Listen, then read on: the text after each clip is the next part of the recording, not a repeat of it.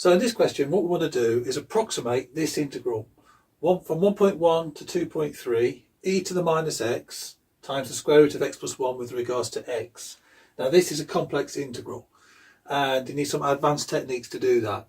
So what we're going to do is use the trapezium rule instead to estimate what this integral would be. And here I've made a table of values at each point from 0.3 apart, 1.1 to 1.4 and so on. And there to 5 decimal places is those values. Now what we're going to do by the trapezium rule, what that means is, if I just do a little sketch of what's going on here. Now notice here for 1.1 to 2.3 all my values are positive, so I'm just going to draw the positive x-axis with the y.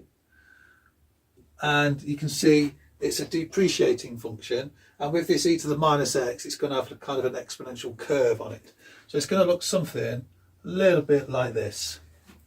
And what we'll do is we take the segments from 1.1 all the way up to 2.3.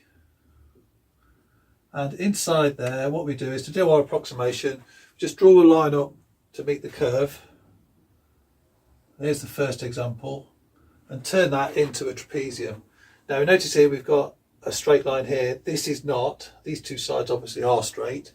So we kind of have to straighten it off. So we're going to get an estimation which is going to be slightly over because our trapezium is going slightly over the curve. And then the same here for 1.7 and so on. So that's what it means by our trapezium. Now we know how to find the area of a trapezium.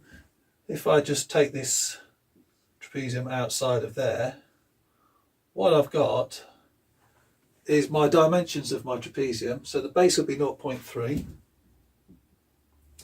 This side will be this value, so that be 0.48238, and this side will be this one here, 38203. We don't need to worry about what that length is. Now to find the area of that, what we need is the average of these two. So we'd have 0.48238 plus 0.38203 over 2 and multiply that by our height. So I can put that in a bracket and multiply by 0.3. Okay, now what I can do now is write that in a line of all of these as a little list. So our approximate integral, so I'm going to call this integral I. So that would be the result of our integral.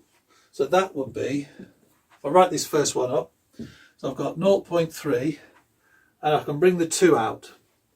And I'll be able to do that on all of these. So I have 0.3 over 2 and then I'll have the first one plus the second one. So I'll have 0.48 like that and then added to that. I just put ... save bit of time. So that's the first one.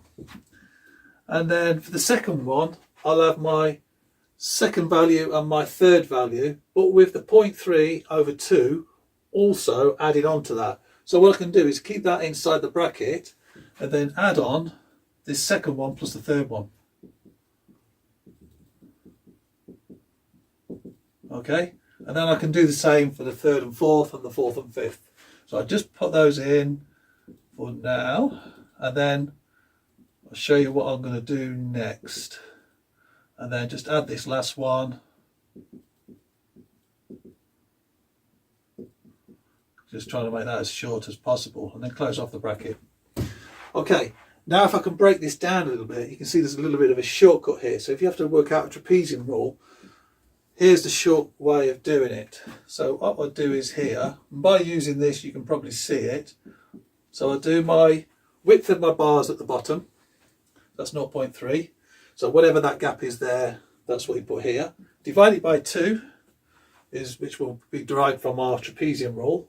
And then what I will do is, you'll notice here what's going on. If I add all these up, because it's all addition, so big mass works, well, I don't need the brackets. I'll have the first one only once, but all of these other ones will appear twice, except for the first one and now the last one. So what I can do is in here, I can put this first one that'd be that one. And then multiply by 2 the middle ones. That's all except for the end one. So I can write them in their full way to write them. 0.23441. So that, all the ones that are doubled, and then add the last one on, 0.18213. Okay, so that would be my way of calculating it. Let's just make that bracket a little bit bigger so it looks like it matches this one. Obviously that's the bracket that closes that one off. Now if I put this into my calculator to 4 decimal places, I get that my integral is approximately 0.3747.